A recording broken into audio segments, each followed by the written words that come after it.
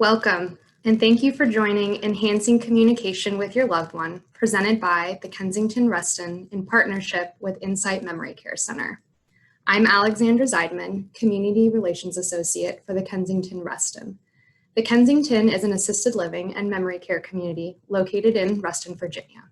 For those with memory loss, the Kensington offers 2 levels of care in specially designed neighborhoods that cater to residents in the early to middle stages of memory loss and middle to late stages. Our multifaceted program is geared to support not only residents, but also their families. We are delighted to welcome Lindsey Vajpeyi of Insight Memory Care Center, located in Fairfax, Virginia, to host today's discussion on communication. Lindsey is the Director of Education and Outreach with Insight and will also discuss how communication abilities can change as dementia progresses. Additionally, she will discuss skills that can help ease frustration and lead to successful interactions with your loved one. We welcome you to ask any questions in our Q&A or chat box located at the bottom of your screen. It is my pleasure to introduce Lindsey now. Hi everyone, so great to be with you this afternoon. Let me share my slides with you.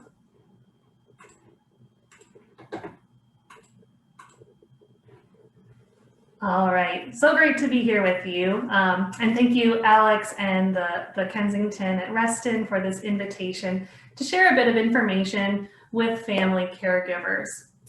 My background is I spent about 9 years in long-term care in Minneapolis, and then at the Alzheimer's Association for a few years, and now at Insight, focusing on education and support for caregivers, professionals, and also those in the early stage of the disease. But this is not only a professional interest of mine for the last 15 years, also my grandmother lived with dementia when she was in her 90s. So I have a bit of that personal experience to share with you as well. So today we're going to be focusing on communication, which I really feel is just, it's the foundation of everything in dementia care. It's the foundation of how we engage with our loved ones, the quality of our interactions. It is the way that we prevent some challenging behavioral symptoms that otherwise might express themselves. It really is just the foundation of providing care for our loved ones. There are many different types of dementia. We're not focusing on any specific form today. Most are aware of Alzheimer's disease as the most common type of dementia. There are others as well. My grandmother lived with vascular dementia for about 10 years. But over the course of time, as the brain changes, there are going to be, no matter what the form of dementia is, there are going to be changes in a number of areas. The initial symptoms may look a bit different from one disease to another, but over time, we're going to notice changes in memory loss, with language, impaired abstract thinking, poor judgment and reasoning, some difficulty with impulse control, feeling like there's no filter, that person's just kind of acting there more on instinct, poor coping skills, having some difficulty in those challenging times, drawing upon those coping skills that the person had available to them at other times in their life. Slower reaction time, when we think about communication and speaking and listening, it's going to take a different amount of time than we're used to. And also a loss of initiative. You may notice that person not having the motivation that they once had, that kind of get up and go of what to do next. Some of that starts to change as well. Each part of the brain has a different job to do. And with dementia, you may notice changes kind of in one area in the beginning. So for example, with memory in Alzheimer's disease, but over time, the entire brain starts to change, each lobe. And so we do notice this variety of symptoms that occur over the progression of these diseases. We have an image on the screen, a cross-section of the brain. The top is a normal, healthy adult brain, and the bottom is a brain that has late-stage Alzheimer's disease. And if you look at these two brains, I'm sure you'll also notice how very different they appear. This is not only kind of a chemical change in the brain, there is a structural change that is occurring with dementia, with Alzheimer's specifically, but other forms as well. We see that the cortex has shriveled. The brain is physically smaller than it once was. We see more of the black areas, the enlarged ventricles in the brain, where brain cells had been and have now died away.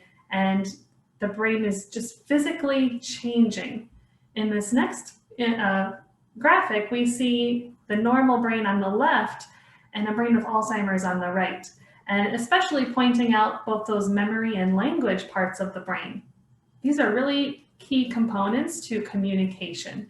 And so when we notice communication changes occurring in our loved one, these are the parts of the brain that are changing. You know, it's not a matter of my loved one not trying hard enough or being lazy or manipulative or any of these kinds of things. This is the brain truly changing beyond the control of that person, the doctor, or anyone else.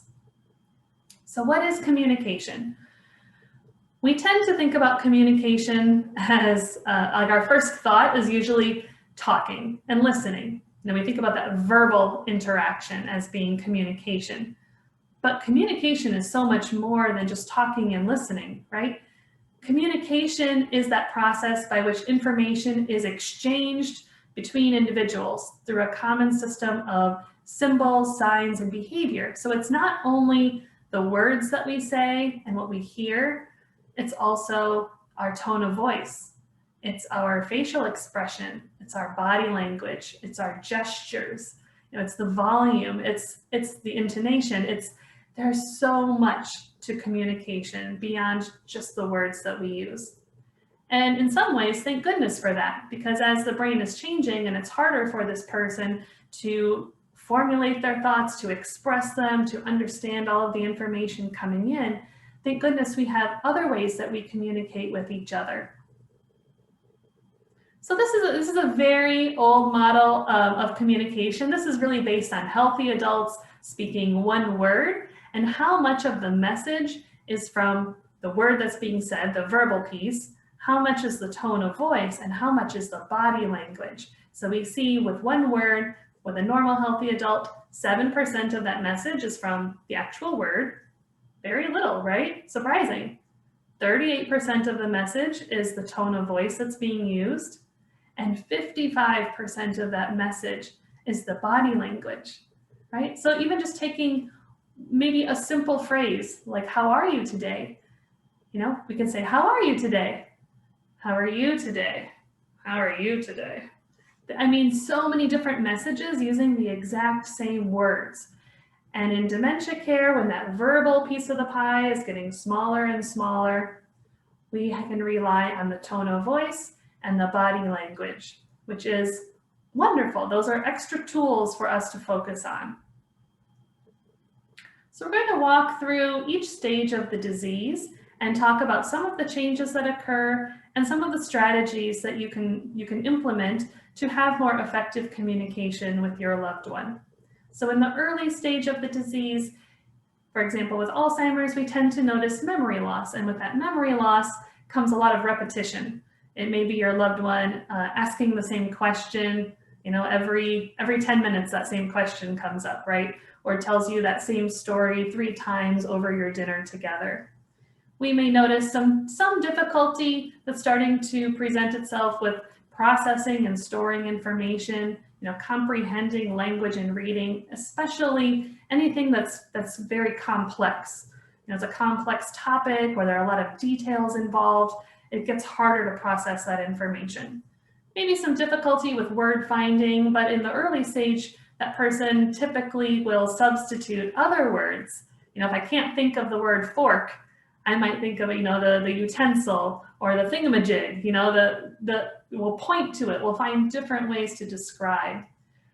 In the early stage, that person may start to lose their train of thought and become a little bit more easily distracted, you know, going off on those tangents in conversation. We may notice some struggling with decision-making or problem solving, you know, especially if it's kind of that like open-ended decision, like, what would you like to do today? There are just so many options. It's hard to really, you know, to narrow it down and to say one thing I would like to do. Or if there is a more complex problem, doing that problem solving becomes more challenging. And you may start to notice a little bit of withdrawal from conversation. It's not that the person in the early stage isn't social or couldn't be social, but you may notice some of their social confidence starts to change. Their kind of confidence to jump into a conversation and to, sort of carry their weight may start to change, and even in that early stage of the disease. There are some strategies we're going to talk about now, and we're actually going to start with the don'ts, the things we don't want to do. And even though I'm talking about them now in the early stage, most of these are actually applicable through the entire progression of the disease. Okay, so I'm not just talking early stage for most of this. Don't make assumptions. We don't want to assume what our loved ones want or don't want, what they can or can't do. We don't want to take away that control, that autonomy from that person, right? We want to include them in that conversation, get their perspective and their opinion. We don't want to argue, correct, or criticize. Again, this one is really throughout the entire disease. There's really no one wins when we argue with a person who lives with dementia because of the way their brain is changing. They're not thinking in that kind of reasonable, rational way that you and I might be thinking. So to argue is expecting that we're going to get that person to see our point of view. And that's just increasingly not possible for the person living with dementia. So we want to try to avoid those arguments, to avoid correcting someone or criticizing them. If someone forgot a piece of information, we don't want to shame them for that. If my grandmother called my mom by the wrong name, we don't correct her and say, well, Grandma, this is Pam, that's not Kay. No, we know who she's talking about, we just go with the flow. We don't want to quiz or test the person. It's like this enticing little trap to fall into of asking these kind of quizzing questions. What did you have for lunch today? Oh, come on, I'm sure you can remember. Try harder. Really, you don't remember, right? How does that feel? So really trying to avoid those like kind of testing questions. You may be trying to gauge what your loved one remembers and doesn't, but really let's not put them on the spot in this way. It really is not going to make that person feel good, feel confident, really not very helpful. We don't want to interrupt or finish the person's sentences for them. We may ask if that person wants help finding the right word. If it's someone really, really well, you get those little cues, right? When my husband looks over at me, he's in the middle of a conversation, he seems stuck on the word, and then he looks at me. That might be the cue that he's looking for my assistance. But until then, I'm not going to jump in and provide that word just to make sure that the conversation can move along more quickly. And we don't want to ask questions that rely on memory. Really take that phrase, don't you remember, out of your vocabulary. Instead of saying, well, don't you remember? I told you this morning. Don't you remember when we did this? Don't you remember we're going to be leaving in a few minutes? Take don't you remember out of your vocabulary. You might, provide some cues and some, kind of clues of what's going on. You might say, I was thinking about the time when we did such and such, rather than saying, don't you remember?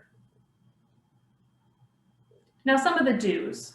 We do want to continue to include this person in our conversation, right? We don't want to talk about somebody like they're not there. Even at the doctor's office, even at a dinner party, even wherever, include your loved one in that conversation. You might be providing the majority of kind of the context and the details, but you can always kind of pull your loved one into that conversation too. We had such a wonderful walk around Lake Aquatink, didn't we? And your loved one has that opportunity to be part of the conversation.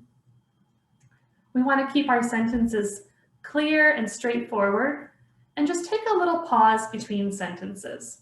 Now, when I'm talking with you today, I got a lot I want to tell you in 1 hour. I'm moving pretty quickly, but if I were communicating with your loved one, I would take my time. See how I just took a little break between that sentence and the next? Just giving a little bit of space for that person to process what I'm saying and to respond, right?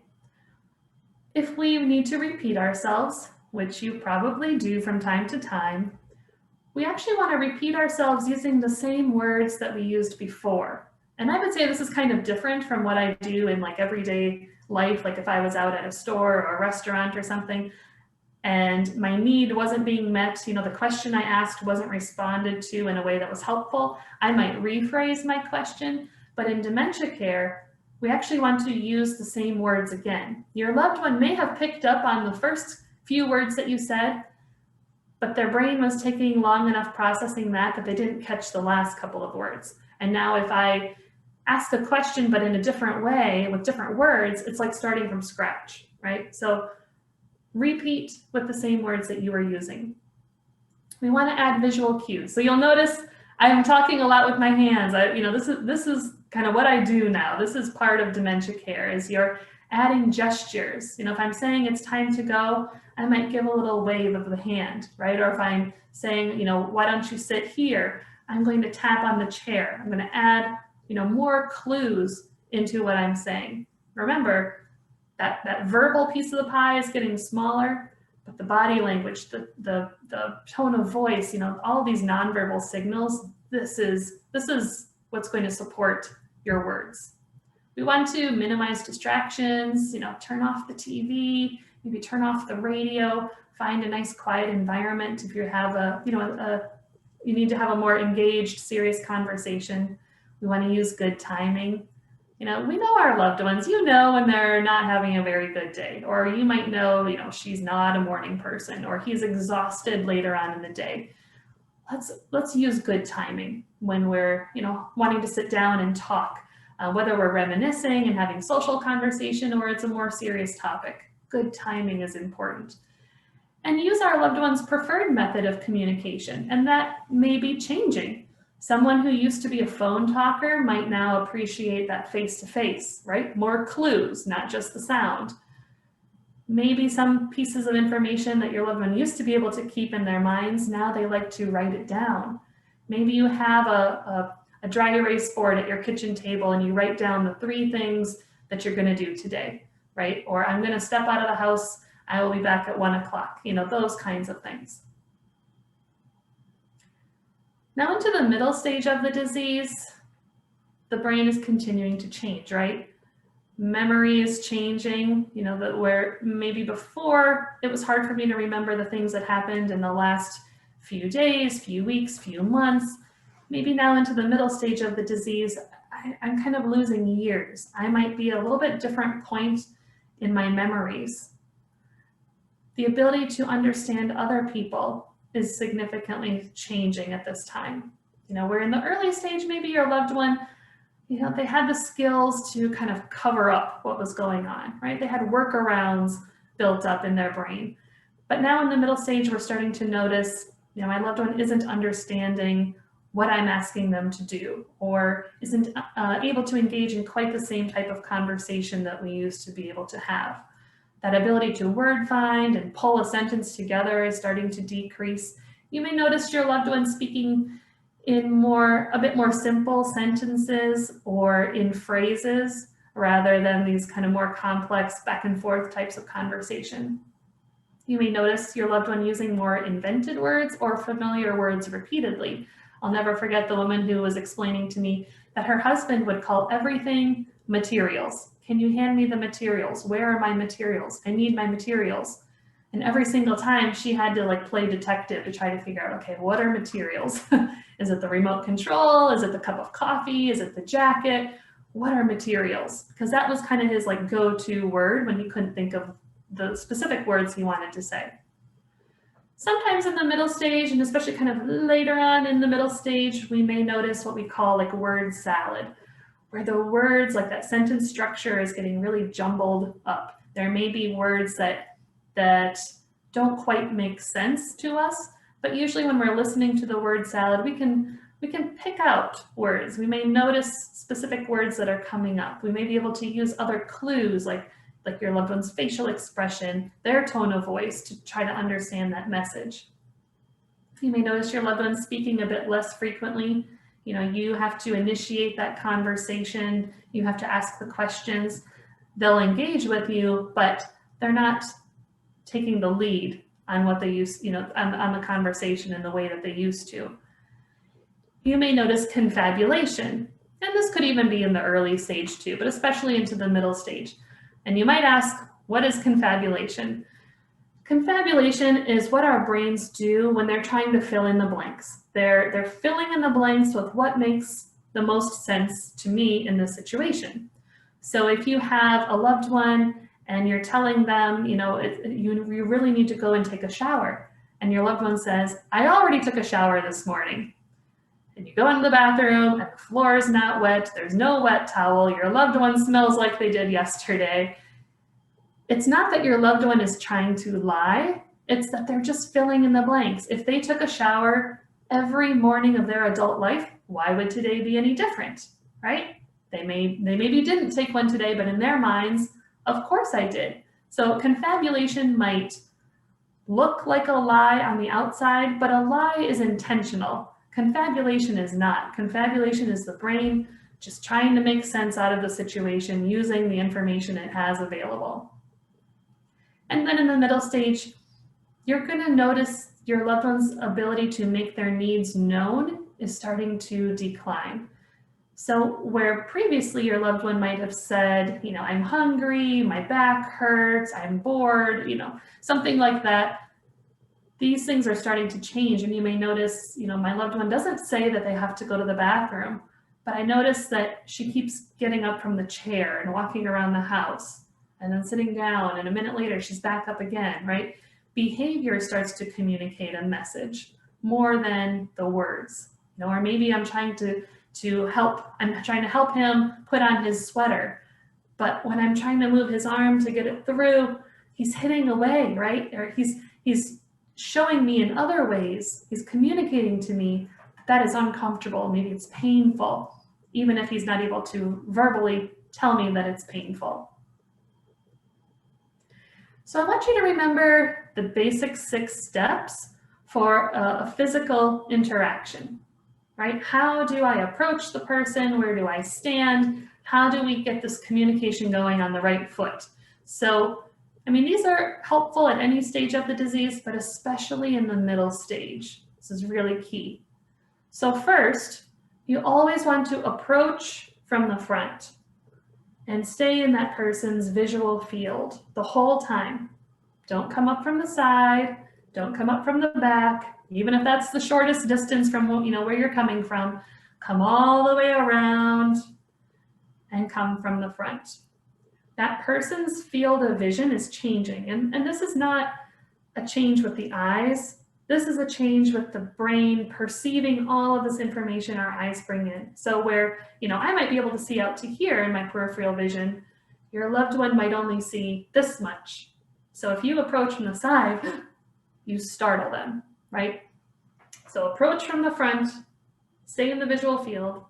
Number 2, establish eye contact, right? That whole time that I'm approaching, I am making eye contact and I'm keeping it. I'm not going to, walk towards you, but I'm actually looking over here and talking to someone else. Eye contact. We want to call the person by their preferred name and identify ourselves as well. So when I would visit my grandmother, when she lived in a nursing home for the last 10 years of her life, I would always say, "Hi, Grandma, it's your granddaughter, Lindsey. So great to see you," right? Or give her a hug or something. But I would always call her Grandma because that was the name. For your loved one, it might be something else. It's Johnny, it's Dr. So-and-so, it's Mr. So-and-so, preferred name, and always identifying ourselves as well. So even though I'm her granddaughter and memory wasn't her biggest symptom, she had many grandchildren, right? And we didn't see each other very often because I lived far away. And I didn't want my grandmother to feel like on the hook, like deer in the headlights, that I know this person, I know, it's a grandchild, and have her mind racing trying to figure out exactly which grandchild I am or what my name is, right? I just say, "It's Lindsey, I'm so happy to see you," right? Just let your loved one off the hook. We want to get to eye level. So if your loved one is seated, if they're at the table, they're in a wheelchair, they're in their favorite recliner, I want you to get down to eye level. Don't stand over them and talk, right? You're walking and you might approach and you're going to be over, but then you're going to right away get down to eye level. You're going to kneel on the floor. You're going to pull over a chair. You're going to do something to be eye level, equals in this conversation, kind of that emotional, like we're equals, but also physically, how uncomfortable might that be for your loved one to have to sit like this and talk, for minutes on end.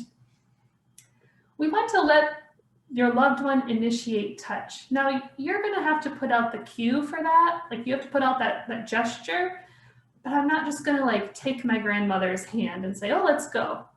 I'm not going to just reach out and like kind of get in her space if she's not ready for that. Maybe she doesn't quite recognize who I am. I don't want to startle her. I might put out my hand for her to take it, but then I let her do the taking, right? Or if it's time to go, I might put out my arm for her to grab on, but I'm not going to grab her and drag her along with me, right? I put out the cue, but I let that person decide. And then I give directions, one step at a time. Let's stand up. Let's walk down the hall. Let's put on our shoes, whatever those steps are, instead of saying, okay, we got to put on our shoes and our jackets and come on, let's hurry up. We need to go. That is too much information. One thing at a time, right? Take your time with it. So middle stage, one-on-one conversation starts working better. At least kind of a small group and at least only one person talking at a time.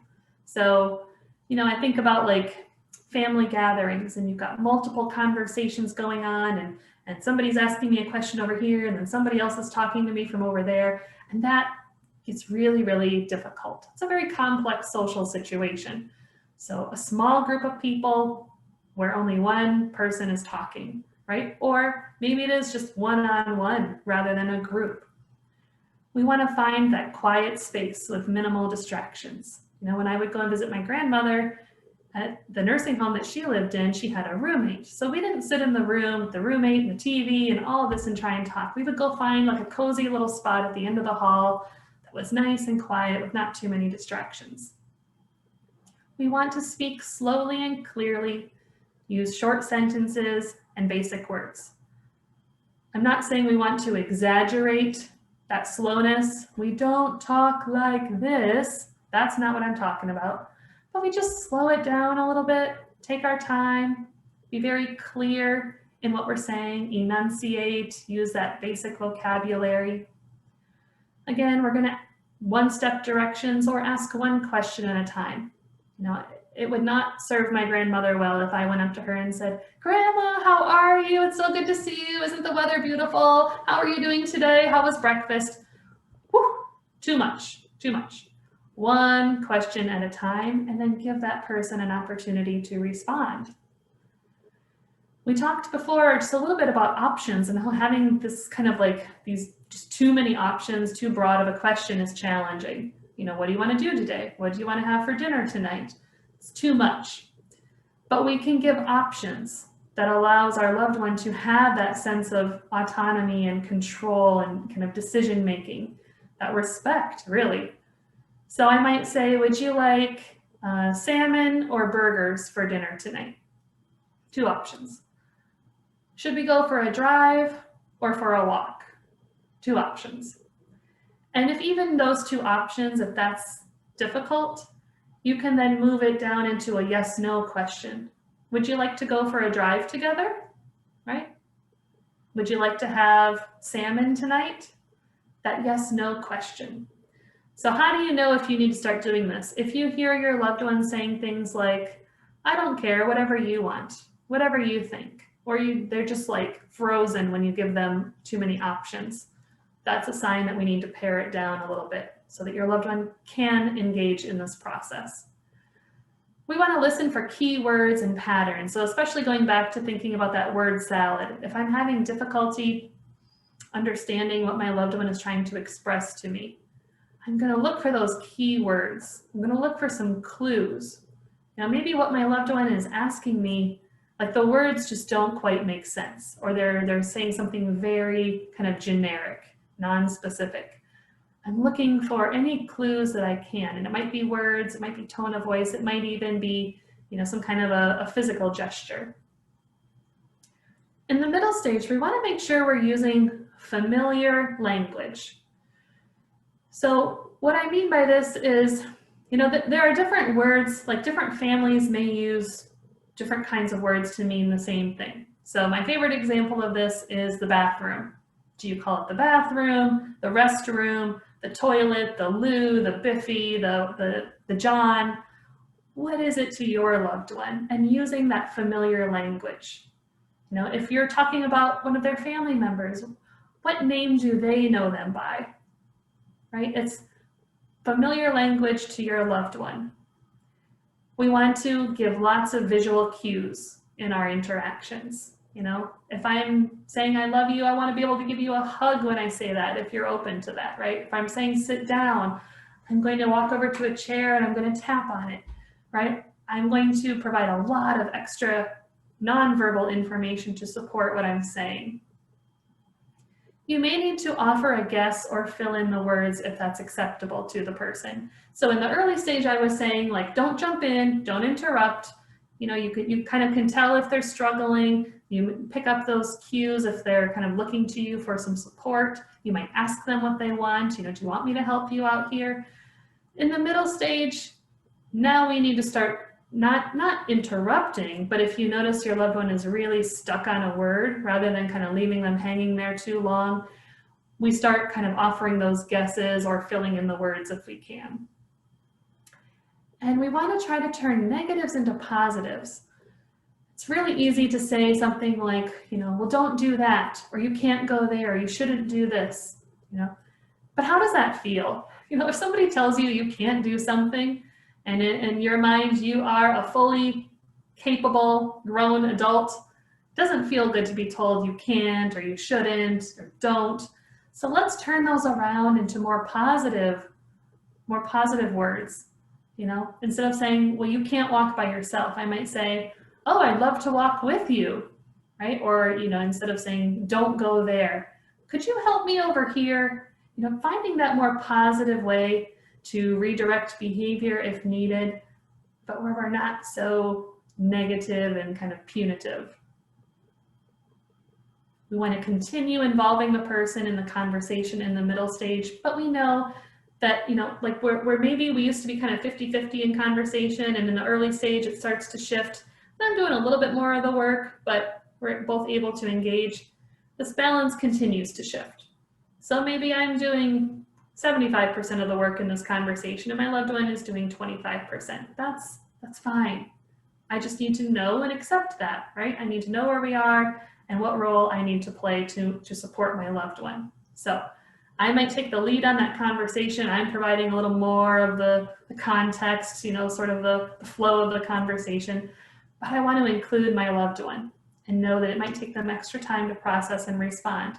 And when I say extra time, this could be 10, 20 seconds. I mean, for some people, it could be up to 90 seconds.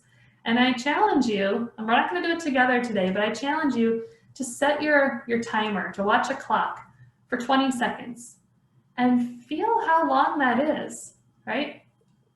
But we as the caregivers have to be the ones to adjust. We can't speed up what's going on in our loved ones' brains. We have to be the ones who slow down our pace. Now in the middle stage, one of the things we have to be really mindful of is joining our loved one's reality. Remember before I talked about don't argue, don't correct, don't criticize. If your loved one thinks that they need to get up and go to work today, but they're retired. If they're asking about a loved one who passed away many years ago, obviously they don't remember this person is gone, right? These kinds of situations. We want to join our loved one's reality. Where do they think they are? Who do they think they're with? What do they think they need to be doing? And how can I meet them there? I can't pull them kicking and screaming back into my reality. The brain just doesn't work that way. So how can I try to meet and validate my loved one where they are? Now I talked about in the middle stage, your loved one is less able to express their needs, and they're showing it more through their behavior. So we want to watch those nonverbal signals and behavior. This is a really strong form of communication. Is my loved one grimacing? Are they, what facial expression do they have? Are they excited?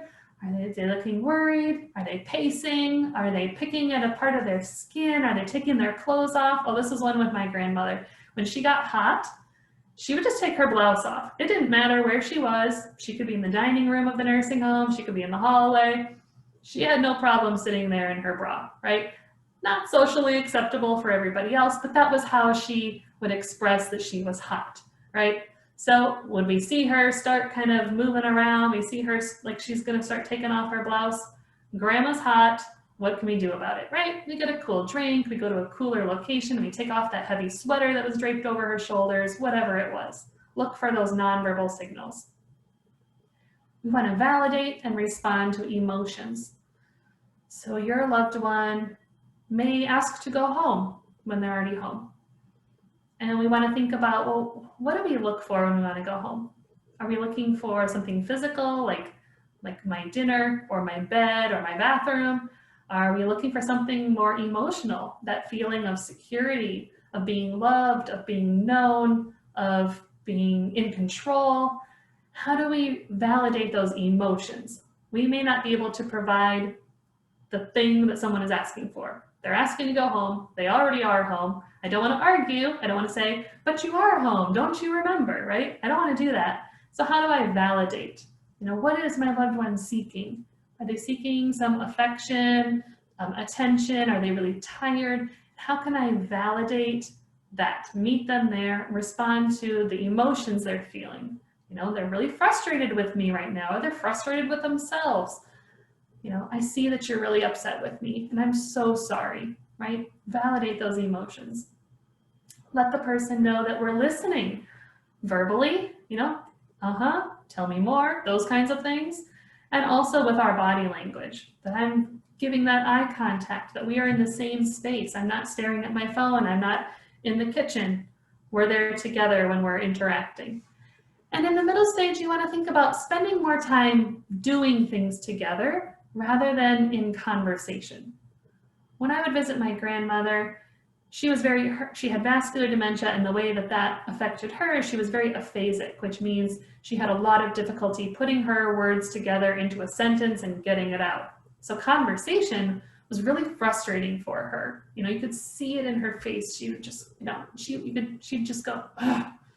She was so upset with herself and she couldn't say what she wanted to say. So we would do things together. We might bring the grandkids or the dog for a visit. We might go for a walk. I'd take her in her wheelchair outside together. We might stop and visit the fish tank. We might, participate in one of the activities together, listen to some music. We would find things to do together rather than expect to sit there and have, a 1 or 2 or 3 hour conversation together. Now moving into the late stage of the disease, things continue to change, right? And I should mention, when I talk about stages, it's not like everything just changes overnight. It's just kind of a continuum, just really gradual changes over time. And by the late stage, as far as communication, vocabulary is usually reduced to just a few words or sounds. So maybe words like, yes, no, thank you, I love you, help me. Those kinds of words tend to be the ones that stick.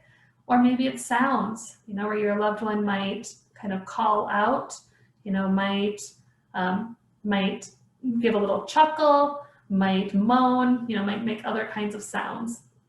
Usually in the late stage, that person is very passive. They're certainly not initiating an activity. They're not saying, I want to go outside for a walk, or can you hand me that cup of tea? That person is usually very passive, probably very sleepy, really has changed significantly at this point. If that person first spoke a different language, they grew up speaking a different language than English, they, in the middle stage, you might notice, are starting to revert back to that first language, and by the late stage may entirely speak that first language, and really may not have that ability to separate them. If you're saying, Maria, can you say that to me in English? She may not recognize Spanish is this set of words and English is that set of words, right? So reverting back to that first language. But even if you had someone that spoke that language, we still have all of these other communication changes, maybe the word finding difficulty, the word salad. So even within that language, it can be difficult to understand what someone is saying. You may find that your loved one still responds to familiar words, phrases, songs, prayers. For someone who grew up, let's say, with a Christian background, very religious, they may not be able to, answer a question like, "Can you tell me your name?" But if Amazing Grace came on, or the Lord's Prayer, you may notice that person singing or praying right along with it, even when they're having difficulty answering a question. Or I remember a woman that I once had the opportunity to work with who had been a preschool teacher. And so if we said like the first part of a nursery rhyme, "Little boy blue, come blow your," she would always be able to respond to those kinds of things. So think about those really just long time things that person was just so passionate about. If it was certain music, if it was prayer, familiar words, really use those to your advantage. So in this late stage, we want to move to a more quiet environment to connect. We really are talking about like one-on-one at this time, not even a small group. It's really that one-on-one conversation. We have to be more intentional about getting the person's attention. So where before I might have been able to say, "Hi, Grandma," and she might have, kind of perked up and we could chat. Now I might need to rub her arm or her shoulder a bit, or touch her face, or even kind of rub her chest, something that helps kind of stimulate her to, to kind of come out of that passive mode and engage with me a little bit. We can really use music and these favorite sayings or familiar poems. We can really use these things as tools to communicate. I might sing or hum a favorite song with my loved one. Instead of sitting and trying to have a back and forth conversation that's really not possible, or sitting in total silence, maybe I read some favorite poetry. If I know, something that was meaningful to my loved one over their lifetime, I can recite that to them now. Or if there are favorite stories that person used to share, family stories, these are things that I might talk about. And I'm just looking for different kinds of clues that my loved one is engaging. They may not verbally respond to me, but are they giving me eye contact? Is there a smile? Are they squeezing my hand? What reinforces to me that we're making a connection? We can offer touch. I know right now is a very difficult time with COVID, so everyone's situation is different, but if you're in that same household, you're in that same bubble together, touch is so powerful. It's for all of us, but especially in the late stage of the disease. Hugs, hand holding, gentle, just kind of slow rub of the back or the arm, stroking someone's hair. This is a really powerful way to communicate affection and love to another person. Even if your loved one isn't engaging in a conversation with you, like they're not adding verbally to that conversation, you can still talk, and just the soothing, familiar sound of your voice can be really meaningful.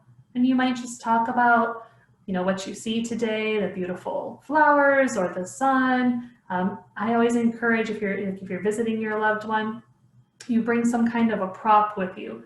Maybe it's one of those greeting cards that you open up and it plays music. I know when we would visit my grandmother, my mom would bring her dog, kind of a small lap dog, and my grandmother would always perk up and really, engage there with the dog. Some kind of something that you can utilize to make that connection. We may want to acknowledge with a simple statement. So let's say your loved one, in the few words that they have left, might say things like, "Help me, help me." And it can be heart-wrenching to hear that. You're trying to figure out, what does my loved one need help with? Is it a physical thing like pain or hunger? Is it something that's more emotional? Is it that need for connection or security? And you might discover that there's a simple statement that works for you and your loved one. Maybe something like, "I'm here with you. I love you. You're safe here." Something just very basic that provides that reassurance that your loved one is likely looking for. We really want to be present when we're there with our loved one, even when they're in the late stage of the disease and they're less able to, to show that they're engaged. but I still want to be present in that moment, that I put away my phone, or that I'm not just talking with all the other family members, that I'm really there with my loved one for these nice, quiet moments together. We can think about engaging the senses in the late stage of the disease. So of course we talked about touch, we've talked about like music and poetry and things that would be things to hear. You might have just big, clear family pictures from long, long ago. That might be something that you look at together. Or one of my favorite things, you get to the end of the year, end of December, you've got these calendars. What am I going to do with it? You might even just kind of pull the months of the calendars apart in those photos. If it's beautiful scenery, if it's flowers, if it's sailboats, if it's puppies, those might be very stimulating visual props. Or maybe it's thinking about taste. My grandmother really loved black raspberry malts, but in the last couple years of her life, she would aspirate. She would sort of the liquid would go down the breathing tube, right? And she developed pneumonia. And ice cream is, even though it seems thick when it's in the cup, it melts and it's thin. So instead of black raspberry malts, I moved to, she always loved toaster strudels. They're kind of like a Pop-Tart, but they're in the freezer section with frosting on it. She loved toaster strudels. So I would bring my toaster when I would visit, and I would bring actually many boxes of toaster strudels, and we would make toaster strudels for the nurses, for the rest of the family that was visiting. And that was a way to engage my grandmother's senses, that she got pure joy out of eating that very sugary toaster strudel, right? So think about the senses and how you can use those as a means to communication. And we always want to look for those nonverbal signs of pain or discomfort that by the late stage, your loved one is probably not able to share with you, that my stomach hurts and my back hurts, or something like that. I'm hungry, I'm cold, I'm hot. We have to watch for those signs and anticipate those needs. And then generally, when we think about communication, if there's also hearing loss, now communication changes are not the same as like hearing loss. I might hear what's being said but not understand it. But there's also the possibility that there's hearing loss on top of this. And for most people with hearing loss, they're losing those high pitches first, but the low remains. So if you're someone who has kind of a high voice, try and drop it down. Drop it down an octave when you're talking. We want to create that environment that facilitates good communication. We've talked about having kind of a quiet environment, not a lot of distractions. We always want to use a tone in our voice that reflects respect. I'm not using baby talk. I'm not being demeaning. I am talking with that sense of respect. Even if I change the words that I use, I change kind of the complexity of my sentences, it's still using respect. We want to be very aware of all of nonverbal signals. Their nonverbal signals we talked about, but also our own. What kind of a message am I sending if I'm sitting there with my arms crossed or my brow furrowed, if I'm rushing around, I'm communicating a message there too. So being really aware of both of our nonverbal signals. We as caregivers have to be patient. And patience is not easy, right? Not easy at all, but it's kind of like a muscle that you have to exercise, right? The more intentional you are, the more self-aware, the more you can practice patience, the easier that becomes for you. We want to use statements rather than open-ended questions. So instead of saying things like, well, what do you want to do today? I thought we could go for a walk. It's so beautiful outside. Will you join me? Those kinds of directions. Instead of saying, do you want to go to the activity? Oh, there's a wonderful musician here to play today. I think you're going to love it. Why don't we go together? Those sorts of statements. We want to avoid idioms, metaphors, slang. Again, just be really clear in what we say. Instead of saying, oh, time to hop into bed, if you don't really expect your loved one to hop, don't say hop. And then Q-tip. Quit taking it personally. And it's hard. This is your family, right? This is a person who you've known and loved probably for years and years, maybe most of your lifetime. And it's hard not to take it personally if my loved one is upset with me, if they're accusing me of something, if they're not engaging with me in the way that I'm used to. It's hard. But we want to try to kind of separate the person from the disease. And I know If my loved one is saying hurtful things to me or not engaging with me in the ways that we used to be able to, it's not a reflection of their love for me. It's just changes that are occurring because of this disease in their brain. Again, we want to join their world, try to understand and respond to the emotions, behind that person's signals. We want to connect with that person's sense of self. Who are they? What's important to them? And how do I really bring that out in them? Reminiscing is a great thing to do, to talk about the past. I would always talk with my grandmother about growing up on the farm and all of her brothers and sisters and how she had to be the only girl who worked outside with all the boys. The other sisters were indoors. We would reminisce together. We would do activities. We might sing together. We might go for a walk. We find other ways to communicate beyond just words. Music can be so powerful, especially music that's important to your loved one from long ago. We can use humor. We can laugh together. We can be silly. We can smile, and just generally provide reassurance and love, right? That sense of connection is so important for all human beings. Even if I'm not able to articulate that, to tell you that need for reassurance and love is right there. So if anything, that is what you can provide. And lastly, I wanted to share this quote from Maya Angelou. I've learned that people will forget what you said, people will forget what you did, but people will never forget how you made them feel.